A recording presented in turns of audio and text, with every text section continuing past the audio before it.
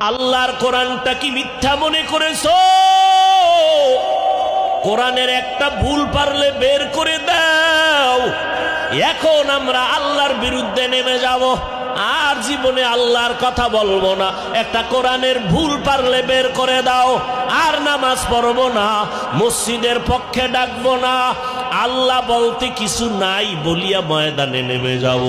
কিন্তু ১৫০০ বছর হয়ে গেল, আল্লাহর কালাম নিয়ে চালাকি তো কম করে নাই মহাপণ্ডিতেরা, একটা ভুল বের করতে পারে নাই, বরং বহু বিধর্মীরা কালেমা পড়ে মুসলমান হয়ে গেছে।